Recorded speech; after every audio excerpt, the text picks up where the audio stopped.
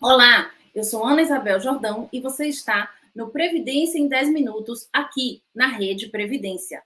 Se você ainda não nos acompanha diariamente, essa é a sua oportunidade e não perca. Ative então aí o sininho e você vai ser notificado diariamente de toda a nossa programação, ficando assim atualizado acerca de todas as informações do direito previdenciário. Hoje nós vamos tratar de um tema de extrema relevância sobre a aprovação do PL 4491 na Câmara, porém vamos tratar também de algumas modificações que foram feitas nesse texto. Esse PL é um PL de iniciativa do Senado, do senador Petecão.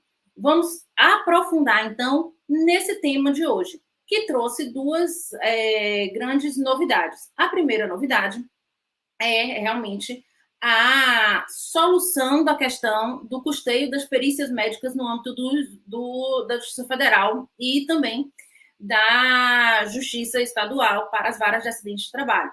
Então, nós temos a solução, eles apresentam agora nessa aprovação da Câmara uma solução, vamos chamar de definitiva, e, além disso, incluíram mais um tema que não estava no PL original, vindo do Senado, no PL 4491, não havia esse dispositivo sobre a questão da contribuição única, do que estava sendo chamado pela comunidade, vamos colocar assim, de milagre da contribuição única. Vamos tratar desses dois temas, então, das perícias médicas e da contribuição única. Vamos lá, vamos começar falando do que aconteceu com as perícias médicas. As perícias médicas, elas eram custeadas pelo tribunal. O tribunal fazia o pagamento dessas perícias. Mas isso não era um dispositivo permanente, era uma regra transitória. Em 2020, tramitou no Congresso, começando pela Câmara, o PL 3914. O PL 3914, ele praticamente acabava com a gratuidade judiciária, a gratuidade da justiça para essas questões que envolvessem a necessidade de perícia médica técnica, tá? Perícia técnica médica. Então, era muito perigoso a aprovação desse PL. Foi então que diversas instituições, inclusive o IBDP, né, atuei junto, representando o IBDP, na tentativa de barrar a aprovação desse PL, porque ela estaria excluindo uma enormidade de segurados que não poderiam custear com a realização das perícias médicas, né, nos seus processos judiciais. Esse PL, inclusive, previa a obrigatoriedade de exaurimento da via administrativa, uma série de absurdos. Mas, diante desse trabalho, a OAB também atuou muito diretamente no Congresso, nessa atuação que a gente chama de atuação parlamentar, e esse PL foi barrado no Senado Federal. Ele não foi aprovado no Senado Federal, o PL 3914. Porém, em setembro do ano passado, a previsão para o custeio das perícias acabou, findou-se, não foi renovado. E nós ficamos com essa lacuna. Foi então que deu-se início através de uma boa conversa, de um bom diálogo com o senador Petecão, que fez o PL, né, que deu, então, nos deu guarida para que pudéssemos elaborar um PL 4491, recebeu o número de 4491. Esse PL, originalmente, ele previa só a extensão da cobertura por mais 2 anos, ou seja, até 2024, por mais 2 anos, a extensão do custeio da perícia técnica por parte do governo, né, por parte dos tribunais. E ele justificava essa extensão dizendo que era necessário uma discussão mais aprofundada para se criar, então, uma solução definitiva para essa questão das perícias médicas, para que a gente também não ficasse nessa insegurança jurídica de, a cada 2 anos, ter que estar correndo atrás, brigando, para que fosse estendido esse custeio da perícia médica pelos tribunais. Ok. Texto aprovado no Senado, no dia 9 de fevereiro, salvo engano, e o texto foi encaminhado para a Câmara. Na Câmara, esse texto, que foi aprovado ontem, na madrugada de ontem para hoje, sofreu algumas modificações. A primeira modificação que ele sofreu foi justamente nessa solução provisória, né? Ao invés de propor a simples extensão desse custeio da perícia médica, eles propuseram uma solução mais definitiva. Qual é essa proposta? Eles trouxeram partes do texto do PL 3914 para o PL 4491. Então, determinando que a regra agora para as perícias médicas é que o derrotado irá custear a realização da perícia, né? Porém, a antecipação será feita pelo Instituto réu, no caso do INSS, né, claro, até porque esse PL ele é específico para as perícias médicas realizadas nos casos, nas ações em que o INSS é réu. Então, ele prevê que haverá o custeio por parte do derrotado, daquele que perder a ação.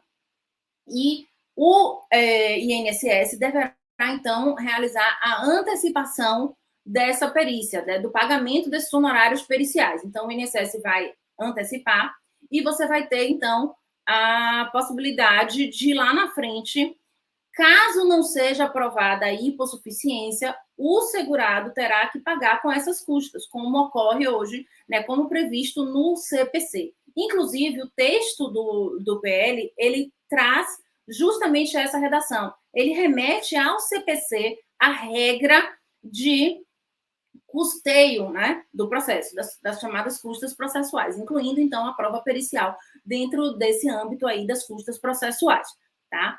É claro que, num primeiro momento, isso nos assusta, as pessoas estão aí, né, nas redes sociais um tanto quanto empolvorosa, essa questão da perícia está passando um tanto quanto batido por conta da questão da contribuição única, que a gente vai tratar daqui a pouquinho.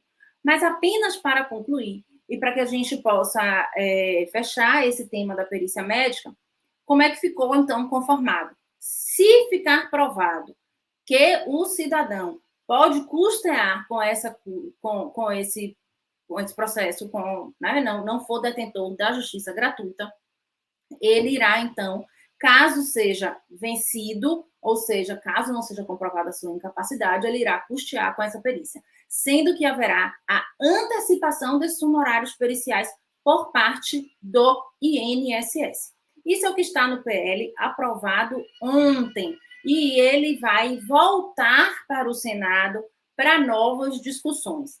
Nós não acreditamos que haverá alterações, acreditamos que será aprovado com essas alterações do Senado, ou da Câmara. Será aprovado no Senado e encaminhado para a sanção.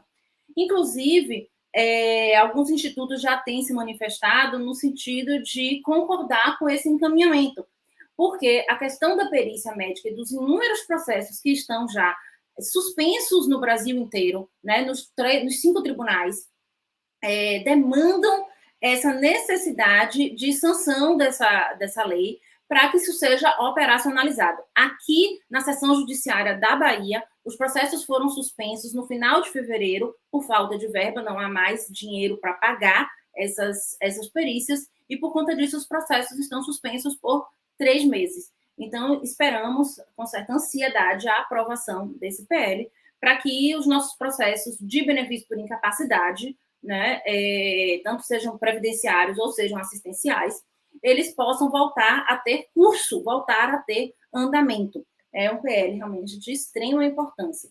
O outro ponto que foi incluído e que não havia sido pautado no PL 4491 foi a proibição, se podemos chamar assim, né, a exclusão da possibilidade da contribuição única. O que era essa questão da contribuição única? Era a possibilidade da pessoa que teve contribuições anteriores a 94, ou seja, ela tinha tempo de contribuição lá atrás, ela já tinha carência lá atrás, verter uma ou duas ou poucas contribuições e, com isso, elevar a sua média, né, contributiva e ter uma aposentadoria melhor.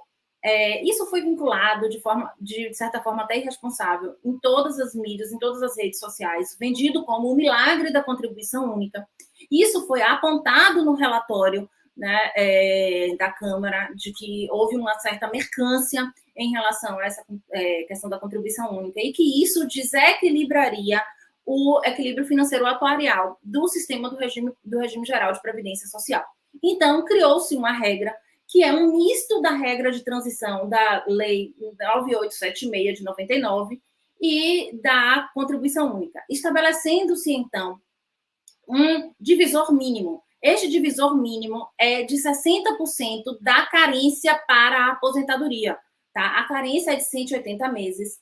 Então, você tem 60% de 180, 108 contribuições. Então, serão necessárias, com o mínimo divisor, 108 contribuições, não sendo mais possível a aposentadoria pela média de uma única contribuição, já que, depois da emenda constitucional de 2019, você sepultou a ideia da revisão da vida toda, para quem se aposentasse dali para frente, dizendo que a média contributiva seria de 94 em diante, né? Mas, para efeito de tempo de contribuição, continuava-se considerando o tempo prestado, né? O trabalho realizado para efeito de contagem de tempo de contribuição, mas não entrava para cálculo da média. Então, contribuição única praticamente sepultada. Possibilidade de reversão disso no Senado, né? Nesse retorno do PL ao Senado por conta dessas alterações, é muito pequena. Nós não estamos contando com essa possibilidade.